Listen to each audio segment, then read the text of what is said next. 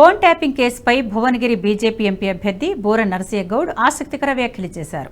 టాలీవుడ్ జంట అక్కినేని నాగచైతన్య సమంతల విడాకులకు కూడా phone tapping ఇష్యూనే కారణమని ఆరోపించారు. మాజీ మంత్రి హరీష్ రావు ఫోన్ కూడా ట్యాప్ చేయించి ఓ ఫైల్ రెడీ చేయించారని అన్నారు.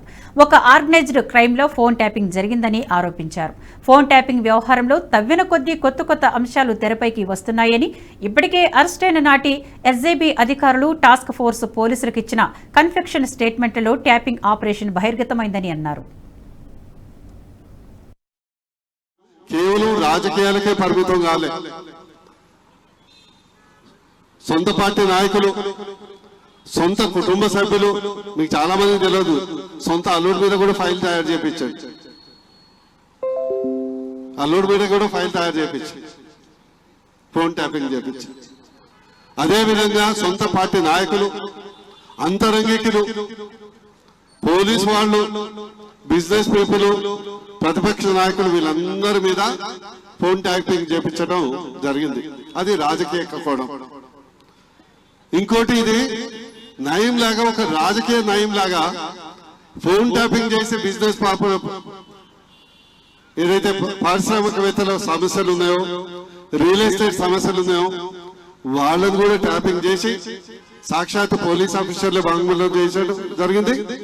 వాళ్ళ ద్వారా ఈరోజు సెటిల్మెంట్ చేసి, చిత్రహింసలు చేసి, సంధ్యా శ్రీధర్ రావు అనే వ్యాపారవేత్తను ఒక క్రిమినల్ కేసులో ఇరికించి చిత్రహింసలు చేసి 13 కోట్ల రూపాయల ఎలక్ట్రల్ బాండ్స్ కొనిచ్చినటువంటి ఘనత ఇది.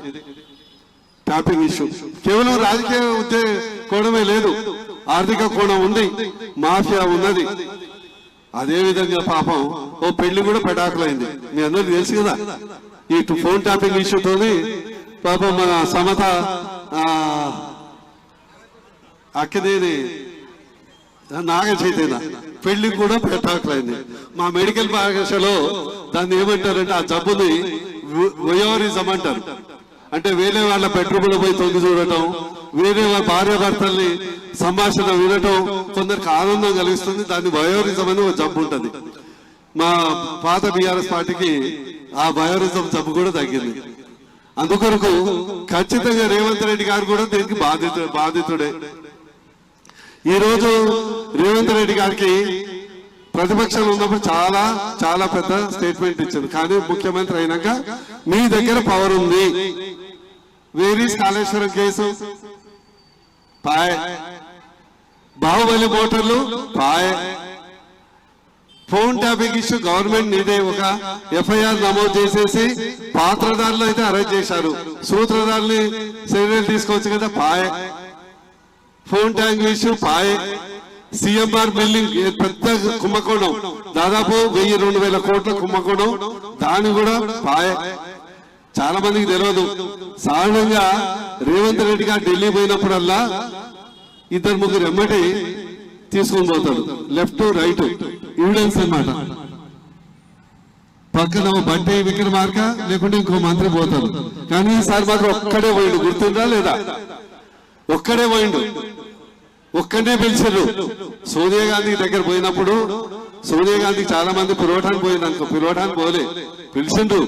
కానీ సోనియా గాంధీ వీరికి ఒక అక్షింతలు వేసాడు. ఏం అక్షింతలు వేసాడు? మనకు రామాయణంలో లక్ష్మణ రేఖ లాగా ఆయన చుట్టూ ఒక సోనియా రేఖ గీయటం జరిగింది. ఆయన చుట్టూ ఒక సోనియా గీత. నువ్వు కేసులు గీసులకు ఆల్రెడీ మా డీలు బీఆర్ఎస్ పార్టీతో అయింది, మీరు ఎక్కడొక కేసులో పోవద్దు, వాడికి జోలి పోతే. ఈ వీడియో మీకు నచ్చినట్టయితే లైక్ చేయండి, 10 మందికి షేర్ చేయండి. అలాగే కామెంట్ల రూపంలో మీ అభిప్రాయాలను మాతో పంచుకోండి. Nationalist hub group of channels ను సబ్స్క్రైబ్ చేసుకుని తెలుగునాట జాతీయవాద జర్నలిజాన్ని ప్రోత్సహించండి. ఈ వీడియో కింద ఉన్న బెల్ ఐకాన్ పై క్లిక్ చేయడం మర్చిపోవద్దు.